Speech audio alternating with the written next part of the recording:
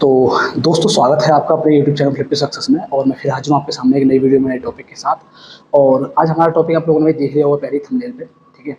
तो भाई हमारा टॉपिक है यूपी कांस्टेबल जो 8 जून को पेपर हुआ है, 9 जून को आज हुआ और कल यानी कि 10 जून को, यानी तीन लगातार आपके पेपर चलने हैं।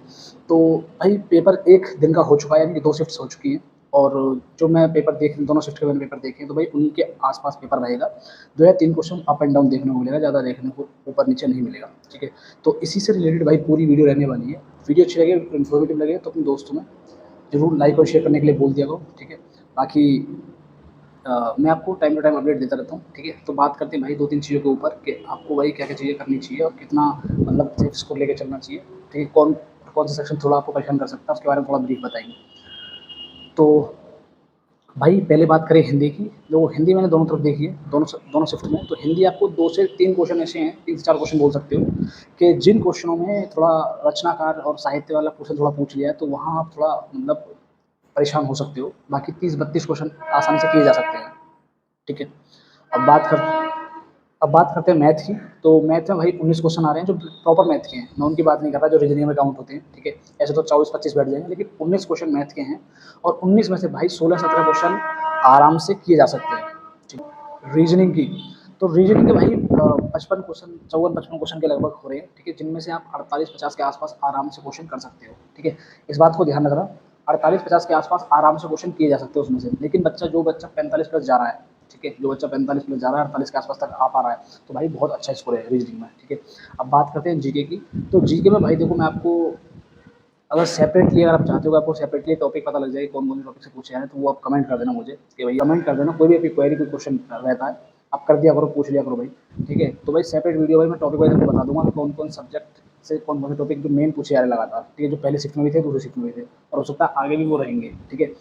तो जीके में भाई करीबन करीबन आपको मतलब जो एक्सीलेंट बच्चा, जो अच्छा बच्चा पढ़ के गया भाई, वो 25 क्वेश्चन तक पहुंच पा रहा है, ठीक है। और जो एवरेज स्कोर रहा होगा वो 18 से 20 का रहा होगा, ठीक है। और भाई मतलब ये 20 से 25 का स्कोर रहता है ज़्यादातर स्कोर, क्योंकि भाई जीके हमेशा थोड़ी कभी कभी अटपटी आ जाती है, ठीक है। हम जितना पढ़ते हैं भाई, कभी अगर उसमें से फंस गया तो ठीक, अगर नहीं फंसा तो फिर हमारे लिए वो बेकार होती है, ठीक है। तो मैंने आपको सब्जेक्ट वाइज सारा बता दिया कि किसमें से कैसा कैसा क्वेश्चन आ रहा है, कितना कितना करने लायक है, ठीक है। अगर मैं बात करूँ 45 के आसपास अगर आप उसमें कर पा रहे हो रीजनिंग में, ठीक है। और 45 के आसपास अगर आप उसमें कर पा रहे हो और 15 मैथ में कर पा रहे हो, मतलब एक लोएस्ट स्कोर लेके चल रहा हूँ 15 मैथ में करके, तो लगभग 45-15-60, ठीक है। और 30 अगर आपने हिंदी में कर दिए, 60-30-90, ठीक है। और 20 आपने लगभग लगभग जीके में कर दिए, तो 90 और 20 110 क्वेश्चन ये वो हैं जो आप आसानी से कर सकते हो, ठीक है। आसानी से पहुंच सकते हो इस स्कोर पे 110 क्वेश्चन के आसपास, ठीक है। बाकी आप और कितना अच्छा अचीव कर सकते हो स्कोर, और कितना अच्छा पढ़ के गए हो, उसके बारे में भाई आपको खुद को पता है कि आपने कितना अच्छा स्कोर किया है वहाँ, कितना नहीं किया। लेकिन मैंने जो बताया आपको कि भाई कम से कम स्कोर इतना किया जा सकता था, 105 से 110 का स्कोर आप कर सकते हो दोनों शिफ्ट को मिला करके, ठीक है। बाकी आपको 115, 120, 25, 30 तक, 35 तक भी बच्चे गए होंगे, ठीक है। तो 110-15 स्कोर आराम से किया जा सकता था, ठीक है। ऐसा नहीं है कि भाई नहीं बहुत बड़ा हुआ है, ठीक है। लेवल डाउन ही है, ठीक है। और यूपीएसआई से अब अच्छा लेवल है भाई, क्योंकि यूपीएसआई भाई बिल्कुल ही बेकार लेवल कर दिया था उसका, ठीक है।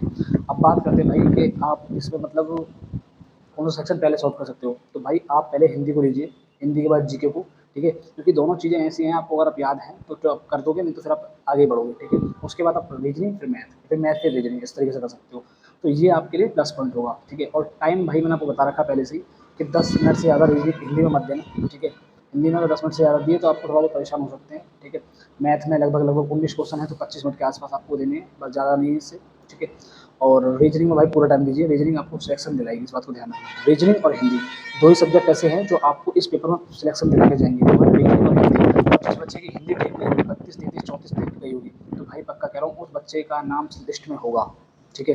जिस बच्चे की हिंदी मतलब हिंदी और रीजनिंग टोटल बना करके लगभग लगभग जो भी क्वेश्चन बैठ रहे हों, अगर उनमें 75 के आसपास स्कोर है, ठीक है, 75 का स्कोर है, तो भाई वो बच्चा अच्छा स्कोर करके जा रहा है, इसका मतलब ध्यान रखना। और अब रही बात आपके सेफ स्कोर की कि आपको कितना कितना रखना चाहिए, तो भाई जिनका हो गया देखो, वो तो चलो 110, 15, 20, 25 जो भी लगा के आए हैं, ठीक है, उन्होंने करा अपना। लेकिन आगे की शिफ्ट वाले बच्चे जो हैं वो कितना करें और कितना भाई सेफ स्कोर रह सकता है, तो इसके बारे में मैं कुछ मतलब आपको थोड़ा बहुत आइडिया कर दे देता हूँ।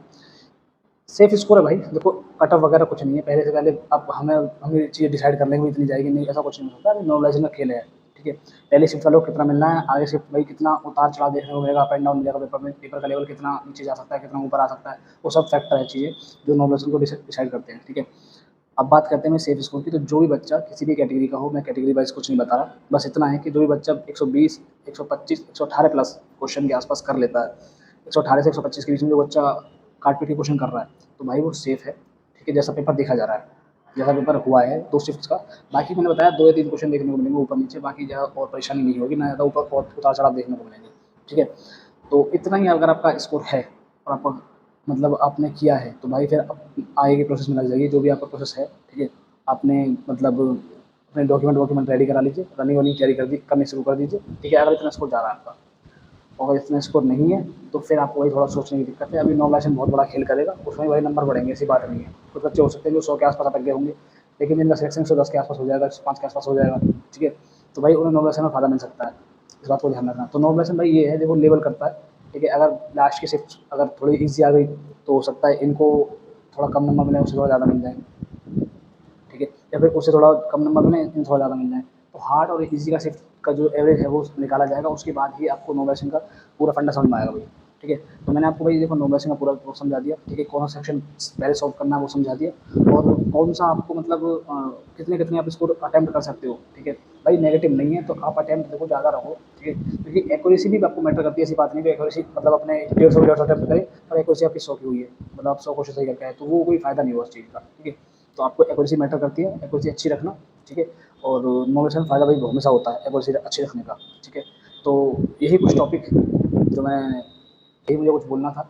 और कोई और क्वेरी, कोई क्वेश्चन या फिर आपको कोई कमेंट आती है, तो भी कमेंट सेक्शन खुला हुआ है, वहाँ आप पूछ सकते हो, कोई भी मतलब किसी भी चीज़ से रिलेटेड, ठीक है। और सेपरेट वीडियो भाई टॉपिक वाइज अगर चाहिए तो भाई कमेंट में जरूर बताना। बाकी मिलते हैं नेक्स्ट वीडियो में नेक्स्ट टॉपिक के साथ। जय हिंद दोस्तों। और भाई